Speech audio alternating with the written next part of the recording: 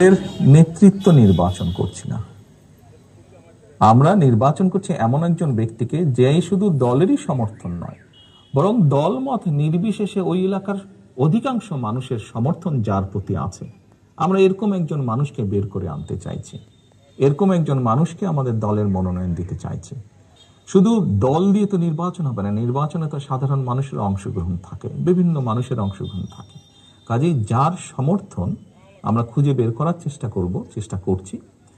বলেছিলাম যে স্বাভাবিক, আমি একজন রাজনৈতিক দলের সদস্য, একজন রাজনৈতিক কর্মী। আমি নির্বাচনের সাথে তো রাজনৈতিক দল এবং রাজনৈতিক কর্মীর ওতপ্রোত সম্পর্ক। কাজেই নির্বাচন যেখানে একটি মানে জনগণের সম্পৃক্ত এরকম একটি নির্বাচন হবে, সেখানে তো অবশ্যই আমি নিজেকে দূরে থাকতে পারবো না, আমাকে আসতেই হবে। স্বাভাবিকভাবেই মাঠেই ইনশাল্লাহ থাকবো আমি। আপনার প্রশ্নের পরের যে অংশটি ছিল, দেখুন, আমি মনে করি এটির সিদ্ধান্ত বাংলাদেশের জনগণের। এটি তো আমার সিদ্ধান্ত না, এটি সিদ্ধান্ত নেবে বাংলাদেশের জনগণ। কিন্তু আপনি নির্বাচনে অংশ নেবেন কিনা সেই সিদ্ধান্ত তো আপনাকে নিতে হবে। না, সেটি তো নিব, কেন নিব না, অবশ্যই নিব। আপনি নির্বাচনে অংশ নিচ্ছেন তাহলে? জি, ইনশাল্লাহ। অর্থাৎ আপনি বিএনপি যদি ক্ষমতায় আসে বা নির্বাচনে অংশ নেয়, সেক্ষেত্রে প্রধানমন্ত্রী পদের প্রত্যাশী হিসাবে আমরা তারেক রহমানকে দেখতে পাবো, সেটা আমরা নিশ্চিতভাবে বলতে পারি। এটির সিদ্ধান্ত তো বাংলাদেশের জনগণের, বিএনপির পক্ষ থেকে।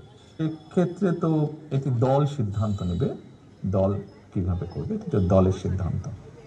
সাবেক প্রধানমন্ত্রী এবং আপনাদের দলের চেয়ারপারসন খালেদা জিয়া, তিনি কি এই নির্বাচনে কোনো ভূমিকায় থাকবেন? তাকে কি আমরা নির্বাচনে কোনো ভূমিকায় দেখতে পাবো?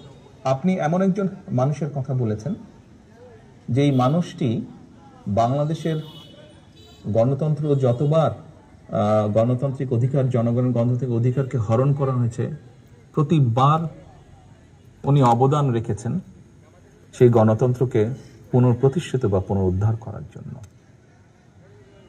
এবারও আপনাদের সকলের চোখের সামনেই ঘটেছে যে কিভাবে স্বৈরাচারের সময় তার উপরে অত্যাচারের খড়গহস্ত নেমে আসে, কিন্তু উনি আপোষ করেননি।